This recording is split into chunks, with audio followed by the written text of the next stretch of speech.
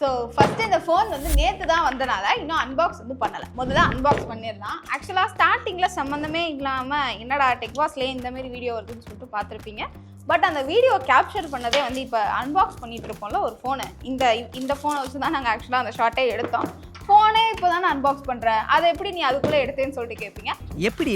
அதான் முதல்ல நானும் யோசிக்கிறேன். இந்த வீடியோ இப்போ எடுக்கிறது வந்து ஏப்ரல் 16 எடுக்கிறோமா. ஸோ இதை வந்து இந்த வீடியோ எடுத்ததுக்கு அடுத்த நாள் ஏப்ரல் 17 தான் அந்த வீடியோ ஃபுல்லாகவே கேப்சர் பண்ணது. ஸோ எதுவுமே எடிட்டட் கிடையாது. அப்படியே இந்த இன்ஃபினிக்ஸில் என்ன குவாலிட்டியில் கேமரா இருக்குன்னு உங்களுக்கு காட்டுறதுக்காக தான் அந்த ஷாட் எல்லாமே எடுத்திருந்தோம். இது ஓப்பன் பண்ணி பார்த்தோன்னே இந்த ஃபீல் எனக்கு எப்படி இருக்குன்னா, வேகன் லெதர்னு சொல்லி கொடுத்துருக்காங்க. பட் நிறையா ஃபோனில் நம்ம லெதர் டைப் பார்த்துருப்போம். பட் இது சொரசொரன்னு இருக்கலாம், ரொம்ப சொரசொரன்னு இருக்க மாதிரி ஃபீல் ஆகுது. ஏன் சொல்கிறேன்னா, சப்போஸ் எனக்கு இதை எடுத்ததுமே ஃபீல் ஆனது, நிறைய பேருக்கு வந்து கை வந்து ஓவர் ஈரமாகும். எங்கள் ஆஃபீஸ்லேயும் அப்படி ஒருத்தர் இருக்கார். ஸோ அந்த மாதிரி ஆட்களுக்கு எனக்கு இது தெரிஞ்சு இந்த மாதிரி ஃபோன்ஸ் வந்து ரொம்பவே ஹெல்ப்ஃபுல்லாக இருக்கும். அண்ட் இன்னொரு விஷயம், இந்த 50 சீரீஸ் ஃபுல்லாமே வந்து இந்த ஜெம்கட் டைப்பில் தான் இந்த கேமரா வந்து கொடுத்துக்கிட்டே இருக்காங்க. அது ஓரளவுக்கு வித்தியாசமான ஒரு ஃபீல் தருது. அண்ட் எப்பயும் போல கொடுக்குற மாதிரி இந்த பேப்பர்ஸ்லாம் கொடுத்துருக்காங்க. அதே தான் போன வாட்டி 50Xல என்ன ஒரு பேம்ப்ளெட் மாதிரி கொடுத்தாங்களோ சேம் அதே தான் கொடுத்துருக்காங்க. ஏங்க இந்த வாட்டி கொடுத்துருக்காங்க, பரவாயில்ல. போன வாட்டி 50Xல கொடுக்கல ஸ்டிக்கரு, பரவாயில்ல.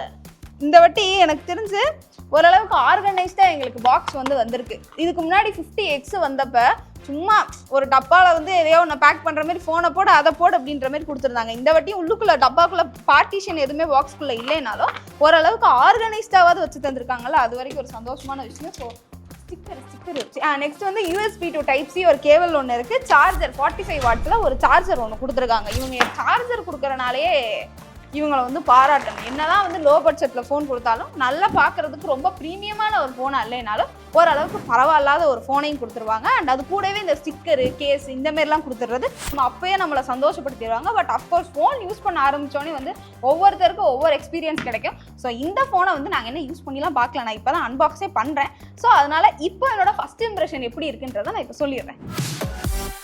சரி, ஃபர்ஸ்ட்டு வந்து நம்ம டிசைன் சைட் போயிடலாம். ஆனால் உண்மையிலே ஃபோனை ரொம்பவே நல்லா ஸ்லிம்மாக கொடுத்துருக்காங்க. பேட்டரியுமே வந்து ரொம்ப வந்து கம்மியான பேட்டரிலாம் கொடுக்கல, ஓரளவுக்கு டீசெண்டான பேட்டரி பர்சன்டேஜ் கொடுத்துருந்தாலுமே ஃபோன் நல்லா ஸ்லிம்மாக இருக்குது. அண்ட் ஸ்டார்டிங்லேயே நான் சொன்ன மாதிரி தான் வேகன் லெதர் கொடுக்குறேன்னு சொல்லி கொடுத்து வச்சுருக்காங்க. பட் இதுக்கு முன்னாடி நிறையா பிராண்ட்ஸில் வந்து வேகன் லெதர் இருந்தாலுமே இவ்வளோ வரவரப்பாக சொரசொரப்பாக அந்த ஃபோன் இருந்த மாதிரி நான் பார்த்தது கிடையாது. பட் இது ரொம்பவே வந்து அந்த வறண்டு போன பூமி எப்படி இருக்கும், லைக் தரையெல்லாம் நம்ம தொட்டு பார்க்கும்போது அந்த மாதிரி ஒரு ஃபீல் வந்து இதில் தருது. அண்ட் நமக்கு வந்து ப்ளூ கலர் கொடுத்துருக்காங்களா, இதோட சேர்த்து இன்னும் 2 கலர் வந்து எக்ஸ்ட்ராவாக லான்ச் பண்ணி வச்சிருக்காங்க.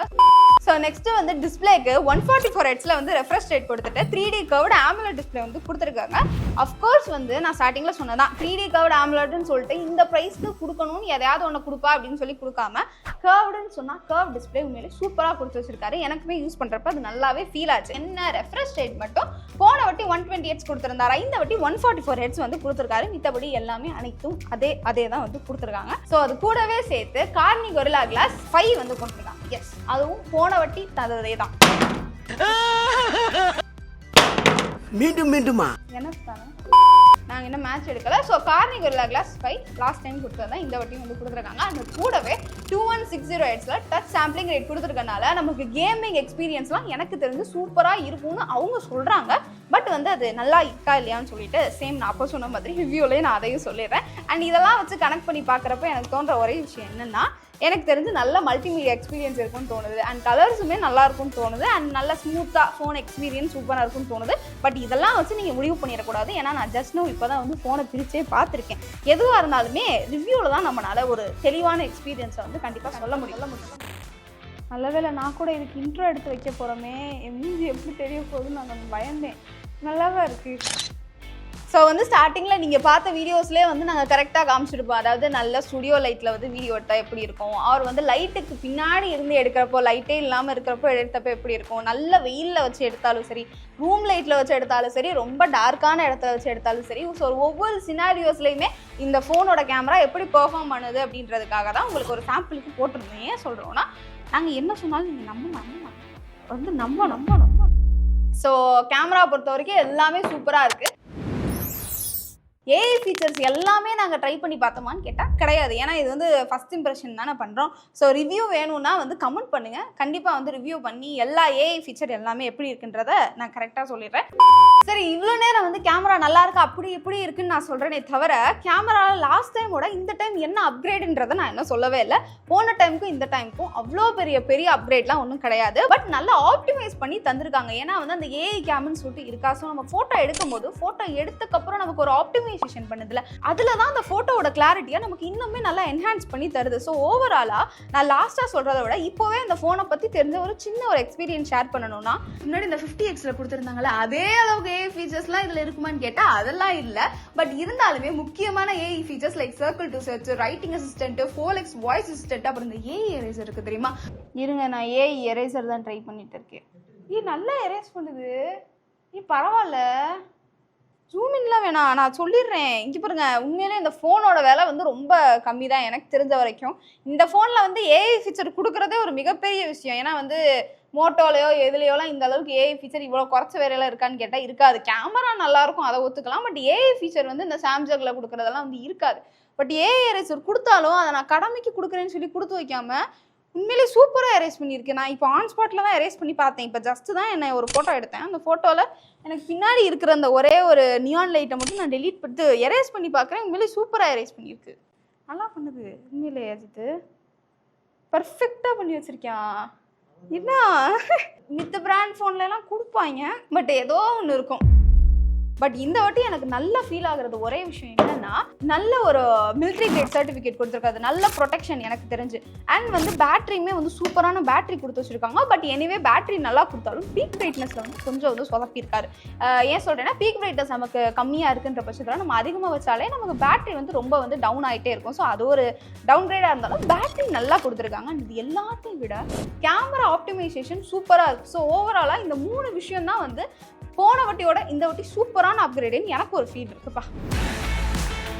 ஸோ ப்ராசஸருக்கு MediaTek Dimensity 7300 அல்டிமேட் வந்து கொடுத்துருக்காரு. அதாவது வந்து நம்ம Infinix 50Xல வந்து கொடுத்துருந்தாரு தெரியுமா, அதே தான் இந்த வட்டியும் கொடுத்துருக்காரு. நான் அப்போதே சொன்னேன் தெரியுமா, ஒரு 3 விஷயம் வந்து இதில் சூப்பராக இருக்குது. Camera, battery, protection. அது கூடயே வந்து இவங்களோட சிம்டம்ஸ்லாம் இப்போ பார்க்குறப்ப தெரிஞ்ச விஷயம். இந்த 3ஓட ஒரு 1 வந்து 4ஆக சேர்ந்து அப்படியே இந்த கேமிங்கும் இந்த வட்டி வந்து தரமாக கொடுத்துருப்பாருன்னு ஒரு சின்ன ஃபீல் வந்து தருது. பட் நம்ம இப்போவே வந்து அதை சொல்ல முடியாது. பட் இவங்க கொடுத்துருக்கிற ஃபீச்சர்ஸ்லாம் வச்சு கம்பேர் பண்ணி பார்க்குறப்ப அதுவும் நல்லா இருக்கும் போல. பட் இவங்க சொல்கிற அந்த 700K + Android score 90 FPS gaming, அப்புறம் கேம் விளையாடுறப்ப மிஸ்டேக்லாம் எதுவும் ஆகக்கூடாதுன்னு மிஸ்டேக் ப்ரிவென்ஷனே கொடுத்துருக்காங்க. பார்ப்போம் எப்படி பெர்ஃபார்ம்லாம் பண்ணுறான்னு. பட் எனிவே கம்பல்சரி சீக்கிரம் ரிவ்யூ பண்ணுறேன். நீங்கள் வந்து கமெண்ட் நிறைய பேர் பண்ணாதான் அது பண்ண முடியும். ஸோ அடுத்து வந்து ஓஎஸ்க்கு இது XOS 15 அண்ட் ஆண்ட்ராய்டு 15ல் ரன் ஆகிற சாஃப்ட்வேர்.